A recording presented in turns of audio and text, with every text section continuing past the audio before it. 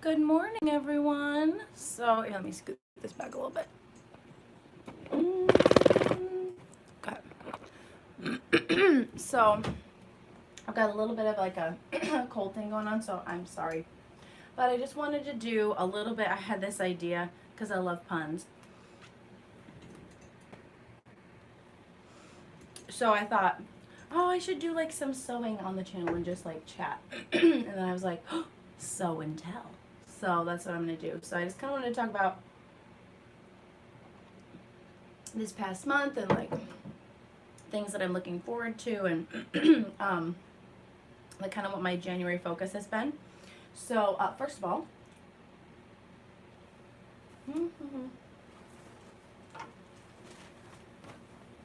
okay, so I am insane. So I actually sew these by hand. I can't.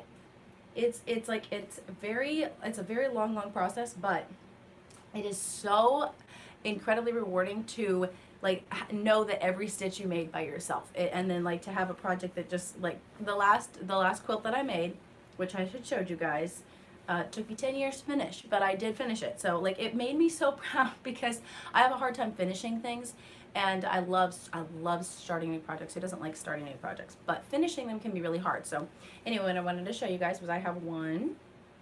I've already started doing the second row here, but I have 1, 2, 3,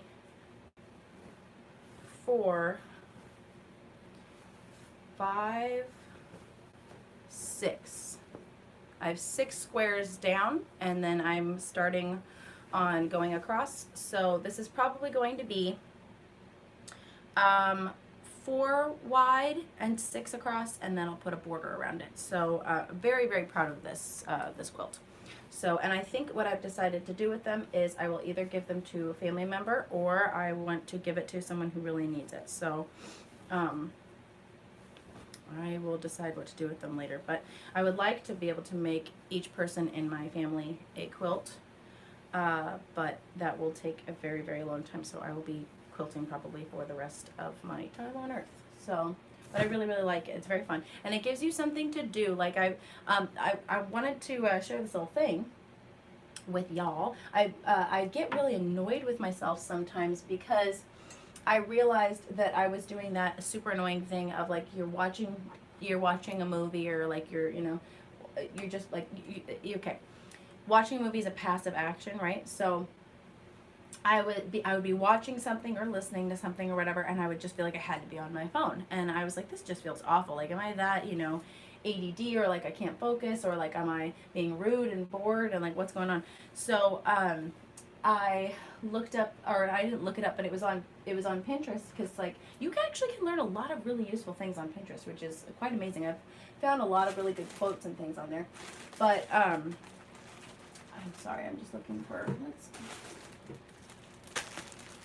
I'll do this one. Actually, no, so we were, or I was looking on there, and they said that if you are scrolling through something, your brain doesn't register that as doing anything because it's like a passive action.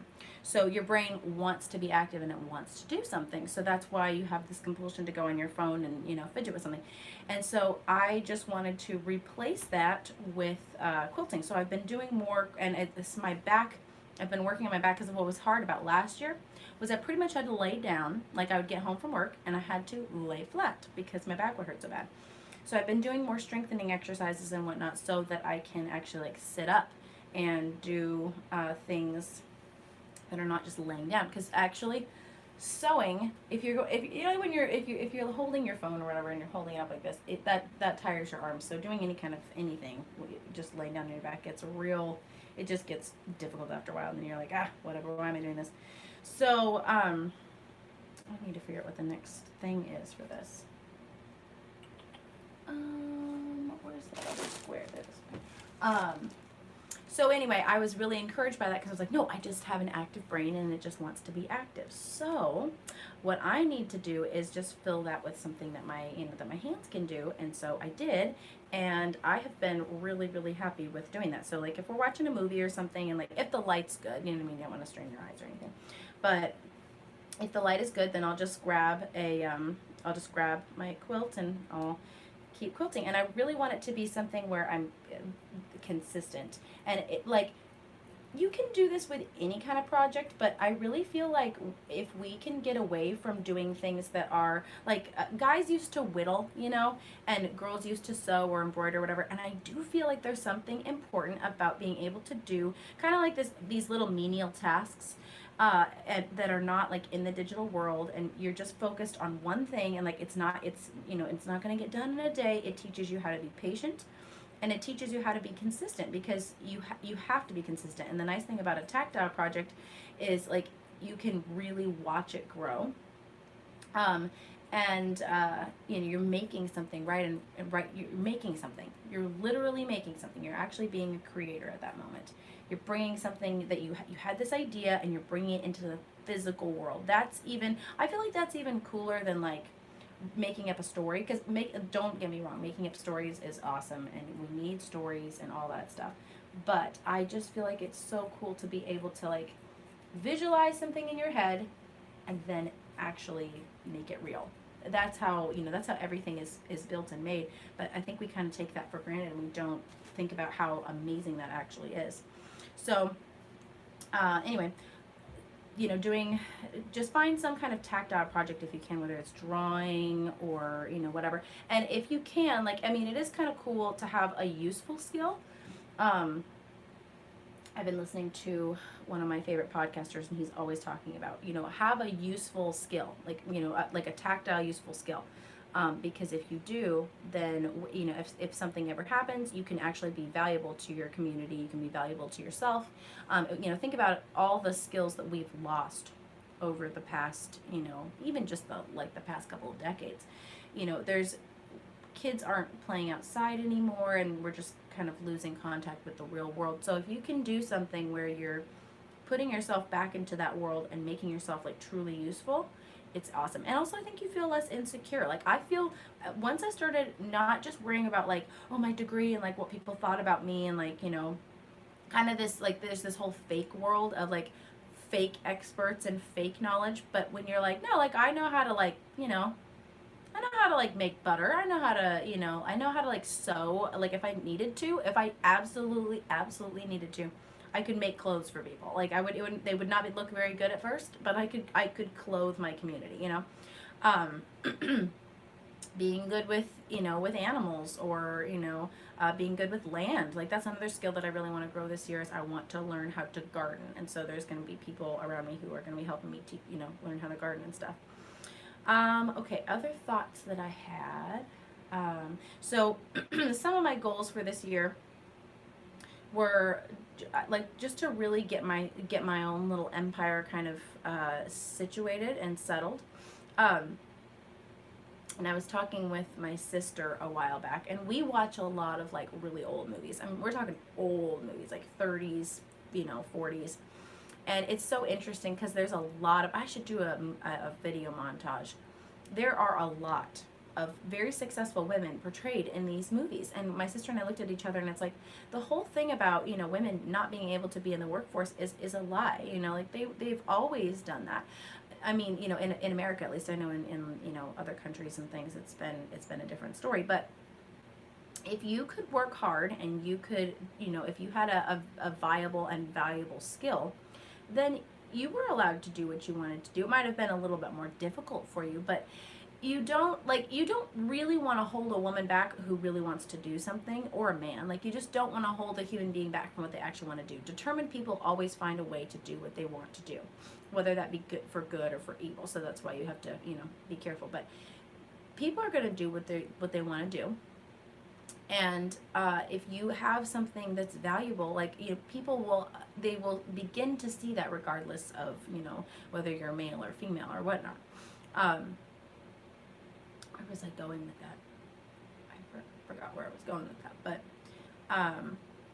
yeah, so just it's all kind of this, it's really based more upon what do you have to offer, what do you have to give. And so for me, I've been thinking about what skills do I have to offer, and it's been kind of difficult because I have felt like, I I can't really do very much anymore because my back is injured and all this stuff. But then I realized, this is kind of a blessing because I used to do so much housework. Like, don't get me wrong, I think that it strengthened my character so much.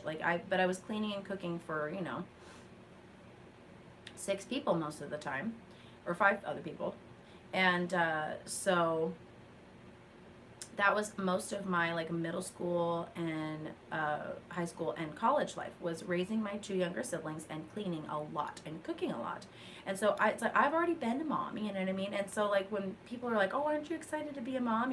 And I know for sure I cannot have my my own children unless it's like a big miracle. And I'm not even sure if I want to do that anymore, because it would be such a strain on my body, and I don't feel like that would be very fair if if I got super sick and then my kid was raised with a sick mom. I just don't want to repeat that, because I had that, and I wouldn't want to put that stress on my husband or anything. So I feel like if I ever have children in my house, they'll probably be kids that I adopted. But to be honest, like, I am very okay with just being an aunt, and it's the work and sacrifice required to raise children is enormous, and it is the most rewarding work that you will ever do. But it's also something where you need to know what you're getting yourself into. And so I've already done it, and unless God makes it very, very clear, and I'm like, yes, this is totally we're having kids, then I just feel okay being a creative person and making things for my family and my community, because I've already kind of done that whole route, and I can't physically lift things anymore. I can't do all that I used to do. So I'm kind of like the grandma or whatever. It's like, okay, it's time for the next generation to do this work. So like because of my back, I've been just saying, I can no longer do all the things that I used to do. And every time that I do the dishes or whatever, like I'll wash dishes by hand or whatnot, but someone just jumped on, hello. So I'll do things like that so that I can be helpful, but like I can't bend over and things like that. So that's made me have to focus more on my writing and my business, which is awesome, because otherwise I would just be, I'm very family focused. So like if it's like me or my family, I'm like, my family, so getting myself to be in that position has been really awesome. So I've been able to focus more on that. And then by building my own empire, I am being useful to my family, because that way, I'm supporting myself, and then hopefully I will be able in turn to support them, which is really, really cool. So I absolutely love having my own business, because right now I teach dance and I do my own dance business, and I absolutely love it. There's nothing more empowering than having something of your own, and that you're like giving something useful to people. It's really beautiful. So this is gonna be, I didn't sew this very well. I made the thread too tight. Bummer. Yeah, so working on that. And then I had a really important point that I just forgot. Can't remember what it is. I can't remember. Oh yes, so yesterday, so on the subject of cleaning, it's really important, like if you've been a very unappreciated person in your job or whatever, it's really important to know what your work is worth. And also if you're just starting out like in the business world, and you're like a high school kid or a college kid or whatever, it's really hard for you to know what your work is worth. And so like when I started, I had no clue. It was like, I don't know, like pay me $10. I don't know.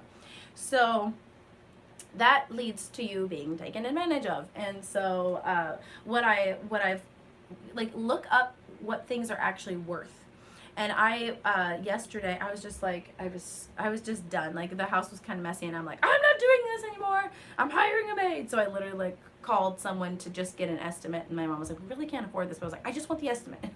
And so, because I wanted to know, like, I want to know, like, what is cleaning this house worth, And the maid came, and she was adorable.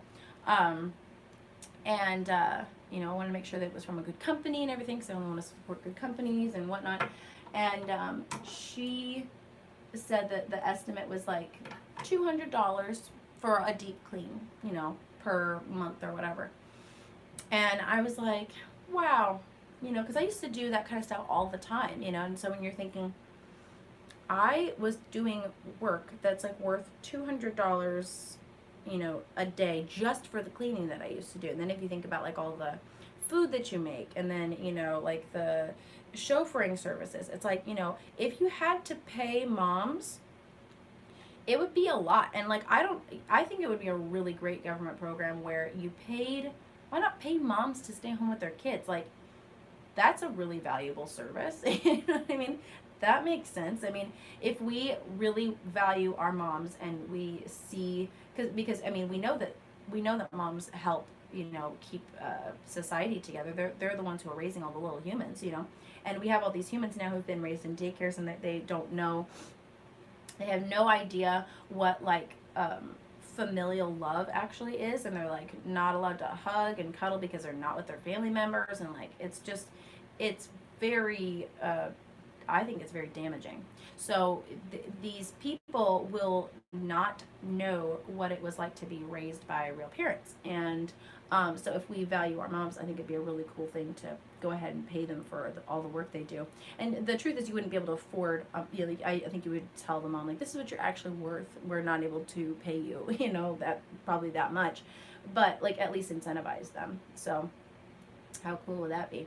But yeah, so for me, it was really cool just to be like, I remember the first time when I went into, like when I started working with kids, and because I did so much for my family, but my dad never appreciated it, and I think probably a lot of women feel that way, and I think like a lot of kids, if you've been raised in this in like a home of trauma where you just kind of had to take on a lot of responsibility, you have this feeling of like worthlessness, but it's really not true. Like, you are a survivor, and you do not whine and complain, do not feel sorry for yourself, because like, someone's always had it worse off than you. I'm sorry. But there is something about recognizing your own trauma, because if you don't recognize your own trauma, you won't be able to heal from it, and you will inflict that trauma on somebody else. So for me, it was like, wow, I was valuable. And then now, like, when I told my sister, it's like, when I see you cleaning around the house, I feel like you are incredibly valuable. I'm not just like, oh, good, someone cleaned up the mess. I truly do value your work, and so that just breeds a sense of self-worth, and also respect for other people, because I think a lot of times people just view, people who have tactile skills for some reason are seen as like lower than like peasants, and it's the king syndrome, right? Where it's like, well, the king is sitting on his throne, and he's, yes, he's making big important decisions and everything, but if he's not willing to like engage with the people, and he's not willing to know how their daily lives are, or to value their work, then he's just creating this huge chasm between him and the people that he's supposed to be serving, and they will all end up hating each other. He'll end up hating them because he doesn't understand them, and then they'll end up hating him because he's making these decisions that don't have anything, they don't feel like they're benefiting them. And sometimes it feels like he's just like, oh, well, you're the peasant, just do what do what you're supposed to do, and there's no appreciation for like, hey, you're actually making our society run and work. So it's just important to treat people, whether if they're constructing your roads or doing your plumbing, like, can you do those things? If you can't do those things, respect the skill set, So yeah, so those are just some things I've been thinking about. And then this past month has really just been about organizing systems, getting systems in place for like the household, because we have a couple new people in the house. And I've been working on getting my own systems down, and I do not have it down perfectly, but just creating an environment for myself where I feel like I can keep working, and I can keep being creative, and I can do less fake work and actually get more to the heart of things. So the other thing too is, like, if you have a project, I would really, really recommend this. If things are messy around you, or whatever, just stop like trying to make things perfect around you, and just go straight to your work. Just do your work, because there's no, I thought about this the other day. There's no okay, what was it? Work is the only thing that solves problems. Nothing else does. You have to work on things in order to fix them. Like, they don't just heal themselves. Very, very rarely. And most of the time we kind of are like, We don't dive into problems. But the more you get, like, you strengthen the muscle of diving into a problem, the better your life gets, because then you're like, I can fix this, instead of just being passive, like, well, I hope things work out, or like, I want someone to come along and like help me with this. Like, you can learn. You can learn how to do that, and then you can go out and you can make things better, or you can make your own life better.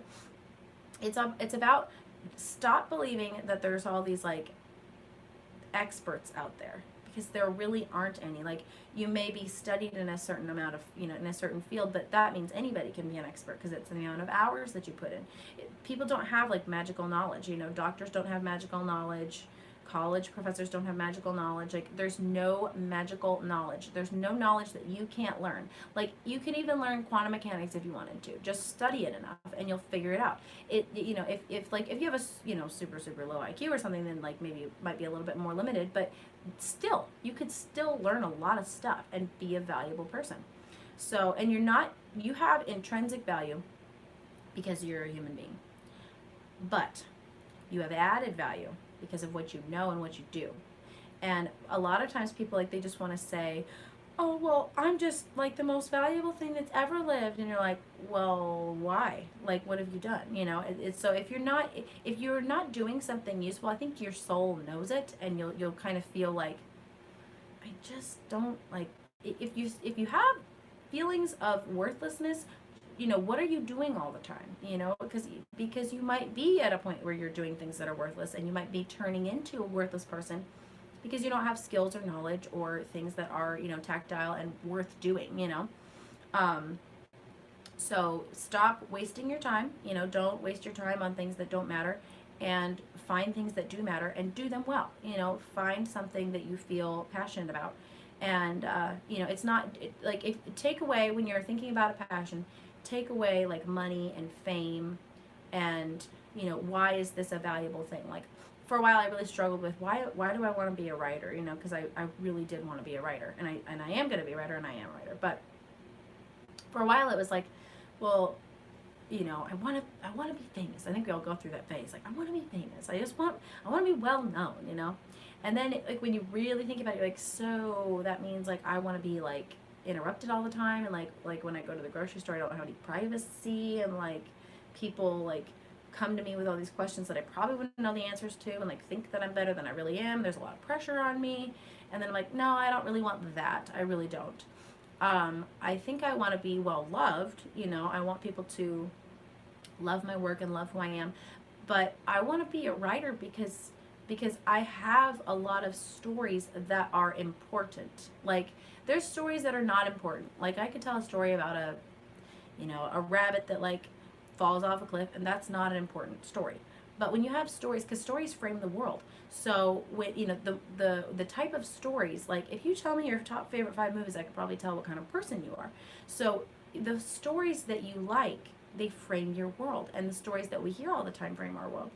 So I remember when I was thinking about being a writer, and I was like, oh, I just feel like this is so unimportant, and this thought came into my head, and I was like, the people who like Karl Marx was just a writer, and he like caused a ton of destruction because of communism, because of the ideas that he spread. And then I was like, yeah, wow. And like, some of my favorite people in the world have framed my world, like C.S. Lewis, George MacDonald, people who wrote kind of these obscure radio shows and TV shows and things. Those stories shaped my world. I am who I am because of those stories. And so I owe them a debt of gratitude. And I was like, wow, like I have the chance to like carry on these stories, because it's not even really creating new stories, let's be honest. Like, the stories that are worth hearing are just being retold and repackaged in different ways, right? It's all the same, and so don't flatter yourself by thinking that you're super original. Actually, I think the more unoriginal you are, in a way, the better your pieces are, because it's like you're tapping into something that is so much deeper than you. Like, when I can tell, like when I'm reading a piece and I'm like, wow, this person like put a lot of themselves in there, and like they just were like, it's like middle school stories, you know what I mean? If you've read a middle school fan fiction, you know exactly what I'm talking about. It's this like kind of flat, like you can just tell it's somebody's imagination. They're not tapping into any greater source. and then you read something that's like it's got a lot of like metaphor and metaphysics, and like it just means so much, and you're whoa, like this person tapped into something. And I was thinking about that too, even with like just upstairs right now. There was this gymnast that we had watched, Nastia Luke, and she was on the Hallmark Channel. And she had a great dress on, by the way. I really want to find that dress. But she was saying, when I watch myself, I can't even believe I used to do that. You know, I wasn't even thinking about it. And I think that there's this, you know, thing that we have where, like, we have the ability to tap into so much, you know, as humans. Like, we can really tap into what God has for us. And, like, when you're tapped into that greater source, it's like, you're in a different zone. I can't describe it very well, but you're just in a totally different zone. You're like super focused, and you feel like you know what things mean. You have purpose, and you have energy that comes from just, I think it's just God. Like, even if you don't know God, if you're like starting to tap into greater story, and like starting to, it's like being in a computer game and starting to read the code and be like, oh my gosh, like I see now what these symbols mean, or I see what this means. And it's a really, really cool thing. So just like keep in mind that it's not like the people that are that great, it's the source that they're tapping into that's great, if that makes sense. Like, if I met one of my, you know, one of my heroes or whatever, I feel, well, the people that I've chosen to be my heroes, I know that like they wouldn't be big and proud or anything like that, because they know where their art or their skills are coming from, you know. And so it's not really the person, you know. And then once the person gets a big head, that's when they topple and fall, because it's like that doesn't come from you, you know. You're tapping into something, you're mining in the caves, you know. So anybody has the potential to do that with whatever they have, you know, whatever their skill set is, whether it's, you know, art or making things or building things or being good with people. Like, you have that capability to be amazing, but you have to tap into it, and you can't be about yourself. So all right, anyway, I am going to get going. I'm sorry to the person who just jumped on. Thank you for joining, but so I'm going to get going. I got a lot to do in my day, and I am just so excited for you guys for this new year. And then let me know if there's anything that you guys really want to chit chat about. I have I don't know. We'll see. We'll see how things go with this year, because I might start a Discord up for just us peoples. I don't know. We'll see. We'll see how all that goes.